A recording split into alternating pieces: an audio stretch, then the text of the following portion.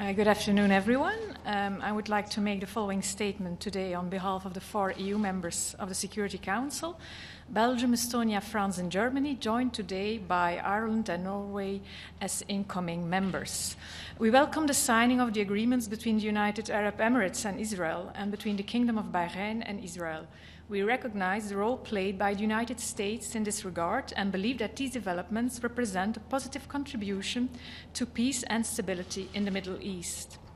We remain convinced that sustainable peace, security, and stability in the Middle East cannot be reached without a just, lasting, and comprehensive solution to the Israeli-Palestinian conflict in line with international law and relevant UN resolutions.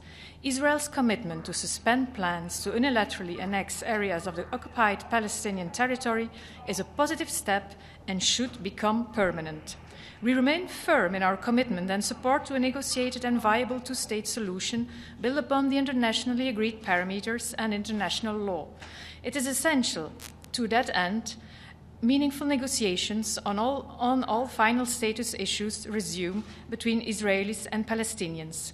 We remain ready to support Israelis and Palestinians in this regard and call on both sides to abstain from any unilateral actions which would be contrary to international law, exacerbate tensions, or further undermine trust between the parties.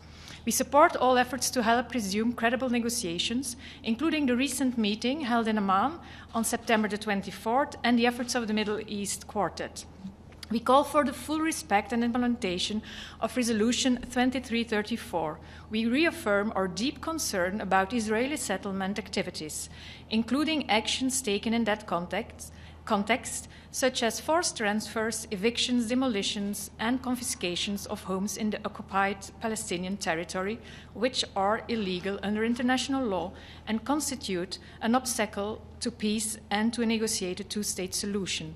The period from March to August 2020 saw the highest average destruction rate in 4 years.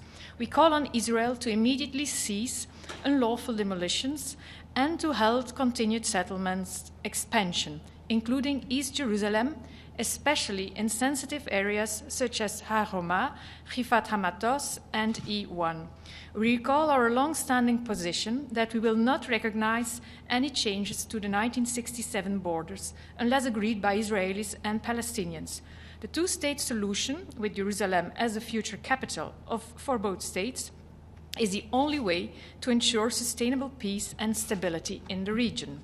We condemn all acts of violence against civilians, including acts of terror and the firing of rockets into Israel, as well as acts of provocation, incitement, and destruction. We also reiterate our commitment to the security of Israel, including with regard to current and emerging threats in the region. We express our deep concern regarding UNRWA's critical financial situation and appeal to all states to consider making or increasing their contributions to the agency. Thank you so much. Thank you. Ambassador, can I ask you one question about today's AOB? You're going to hold an AOB about...